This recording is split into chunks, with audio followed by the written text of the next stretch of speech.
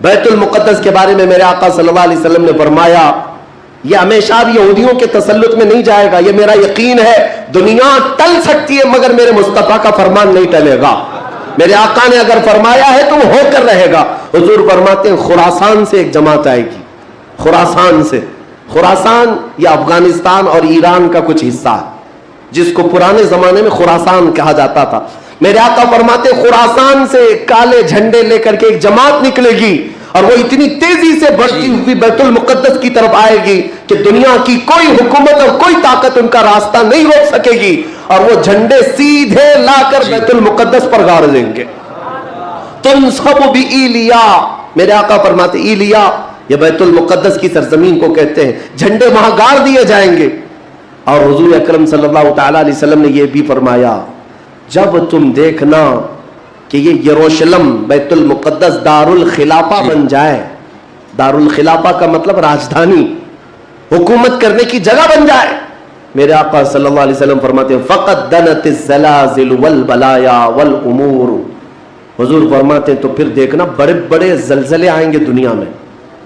جب یروشلم کو راجدھانی بنا دیا جائے دار الخلافہ، بڑے بڑے زلزلے آئیں گے دنیا میں، والبلایا اور بہت ساری بلائیں پھیلیں گی پوری دنیا میں۔ یہ وائرس یہ کنٹینیو آئیں گے، یہ مت سمجھنا کورونا چلا گیا، ہاں یہ سب اب کنٹینیو آنے والی ہیں بلائیں، پوری دنیا میں بلائیں پھیل جائیں گی، اور اتنے بڑے بڑے معاملات ہوں گے جن کو تمہارے کانوں نے سنا نہیں ہوگا۔ حضور نے فرمایا، اور یہ دار الخلافہ سے کیا مراد ہے؟ محدثین نے اس میں الگ الگ بحثیں کی ہیں، لیکن میں آپ کو بتاؤں 2017 میں، ابھی 3-4 سال پہلے کی بات ہے، 5 سال پہلے، ان یہودیوں نے اپنی راجدھانی ڈکلیئر کر دی، یروشلم ہے، بیت المقدس ہماری راجدھانی ہے، اور سارے سفارت خانے جتنے بھی ایمبیسی ہیں انہوں نے سب وہاں پر منتقل کرنا شروع کر دیا، اور بیت المقدس کی سرزمین کو اپنا کیپٹل سٹی بنانے کا اعلان کر چکے۔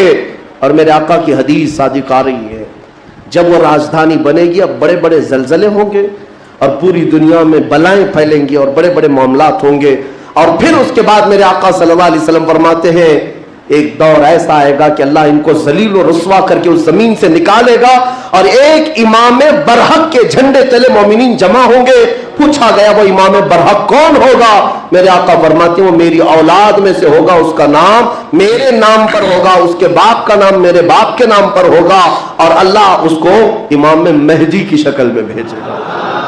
ہاں یہ زمانہ بہت قریب آ چکا، یہ زمانہ بہت قریب آ چکا۔ میں بارگاہ رب العزت میں آج جمعۃ الوداع میں یہی دعا کرتا ہوں کہ مولا اگر زندگی کی سانسیں باقی ہیں تو امام مہدی کی فوج میں ہمیں جگہ عطا فرما، ان کے جھنڈے تلے مولا ہمیں امن و امان عطا فرما دے، دنیا سے ظالموں کے چنگل سے مولا ایمان والوں کو آزادی عطا فرما، کفار و مشرکین کے تسلط سے مومنین کو آزاد فرما دے۔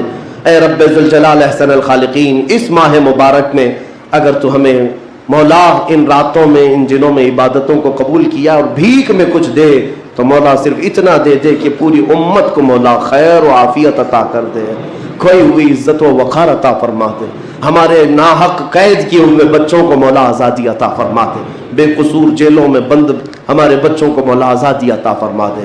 1914 سے 1918 کے بیچ میں فرسٹ ورلڈ وار ہوئی، دنیا کی سب سے بڑی جنگ، پہلی جنگ عظیم، جس میں ترکیوں نے جرمنی کا ساتھ دیا اور ہار گئے، برطانیہ انگلینڈ کے مقابل میں۔ تو ہارنے کی وجہ سے ہوا یہ کہ ترکی کی ساری خلافت ختم ہو گئی، خلافت عثمانیہ کے ٹکڑے ٹکڑے ہو گئے، 50 ملکوں پر ان کی اکیلی حکومت تھی، سب ٹکڑے ہو گئے، ترکی کو سب ختم کر دیا گیا، خلافت ختم کر دی گئی۔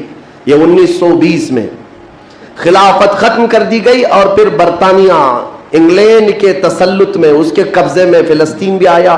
یہ وہ زمانہ تھا جب ہمارا انڈیا بھی انگلینڈ کے انڈر میں تھا، ہمارا بھارت بھی۔ برطانیہ ہر ملک فتح کرتے ہوئے اپنے اندر لیتے جا رہے تھے، یہ انگریزوں کی عادت تھی، تو فلسطین بھی ان کے اندر میں تھا۔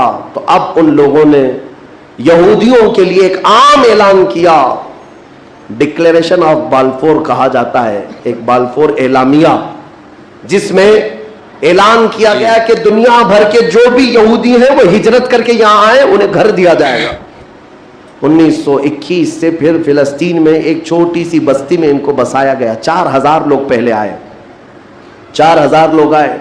پھر یہ ہجرت کا سلسلہ چلتا رہا یہاں تک کہ 1947 میں ان کی آبادی 36 لاکھ کے قریب ہو گئی. 30-35 لاکھ سے بڑھ کر کے آگے بڑھ گئے. اور اس کے بعد پھر 1948 میں ان ظالموں نے اقوام متحدہ UN کی مدد سے یہ اعلان کر دیا پوری دنیا میں کہ اب یہ فلسطین نہیں ہے, اس کا آدھا حصہ اسرائیل ہے, یہ ہمارا ملک ہے. بات در حقیقت یہ تھی کہ UN میں اقوام متحدہ میں یہ بل پاس ہوا تھا کہ یہودیوں کو بھی رہنے دیا جائے, مسلمانوں کو بھی. اس فلسطین کے 2 ٹکڑے کیے جائیں گے, ایک مسلمان فلسطین بنائیں گے اور ایک یہودی اسرائیل بنائیں گے. آج بھی یہ اقوام متحدہ UN کا یہ بل آج بھی موجود ہے. اقوام متحدہ سے یہ بل پاس ہوا. یہودی تو مان گئے لیکن پورے عرب کے مسلمان اس کے خلاف تھے کہ عربوں کے بیچوں بیچ ایک یہودی ریاست کیسے قائم ہو سکتی ہے, یہ ہمارا مقدس معاملہ ہے, مقدس سرزمین سے ہمارا تعلق ہے. احتجاج کرتے رہے لیکن ان یہودیوں نے مال کے ذریعے, عورتوں کے ذریعے سارے عرب ملکوں کے جو بادشاہ تھے ان تک اپنا تسلط جما لیا. کئی ایسے عرب بادشاہ ہیں جن کی بیویاں یہودی ہیں, ان کے گھروں تک یہ پہنچ گئے اور ان کو ایسا نیوٹرل کر دیا کہ اب وہ فلسطین کے بارے میں بات نہ کریں. ہوا یہ کہ اسرائیل تو بن گیا لیکن آج تک فلسطین نہیں بن سکا. فلسطین کا وجود دنیا نہیں دکھاتی, گوگل میں چیک کرو تو نہیں بتاتا, فلسطین کوئی جگہ نہیں. اللہ میرے عزیزو, ہر 10 سال پر یہ زمین کو ہڑپتے آج پورا وہ ارض مقدس جس کو فلسطین کہا جاتا ہے 90% یہودیوں کے قبضے میں آ گیا. دیکھ لیا ویڈیو میرے بھائی, بہت ہی اچھا ویڈیو ہے, اور اس ویڈیو کو شیئر کرنا, اور اگر پہلے بار یہ ویڈیو دیکھ رہے ہو تو اپنے بھائی کو سبسکرائب کر لیا.